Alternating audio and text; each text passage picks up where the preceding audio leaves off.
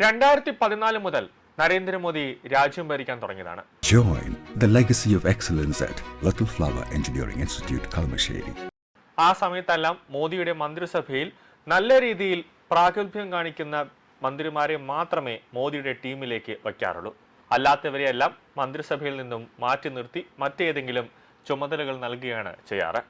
ഇപ്രാവശ്യം ഇതാ അത് തന്നെയാണ്. അതായത് മൂന്നാം ടേമും നരേന്ദ്രമോദി രാജ്യം ഭരിക്കാൻ തുടങ്ങിയപ്പോൾ ഒരു അഴിച്ചുപണിയാണ് ഇപ്പോൾ ഉടനെ ഉണ്ടാകാൻ പോകുന്നത്. അതിൽ നല്ല പ്രകടനം കാഴ്ചവെക്കുന്ന മന്ത്രിമാരെ കൂടുതൽ വകുപ്പുകളൊക്കെ നൽകി കൂടുതൽ സുപ്രധാനമായ വകുപ്പുകൾ നൽകിക്കൊണ്ട് മോശം പ്രകടനം കാഴ്ചവെക്കുന്ന മന്ത്രിമാരെ മന്ത്രിസഭയിൽ നിന്നും മാറ്റുക ഒരു നീക്കമാണ് നരേന്ദ്രമോദി ഇപ്പോൾ നടത്തുന്നത്.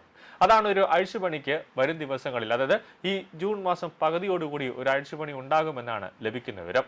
കഴിഞ്ഞ മാസം വിദേശ പര്യടനം കഴിഞ്ഞെത്തിയ മോദി ഒരു മന്ത്രിസഭാ മീറ്റിംഗ് ഒക്കെ വിളിച്ചു കൂട്ടിയിരുന്നു. മോദിയുടെ മന്ത്രിസഭയിൽ നിലവിലെ മന്ത്രിമാരുടെ വകുപ്പുകൾ മാറുമെന്നാണ് ലഭിക്കുന്ന വിവരം.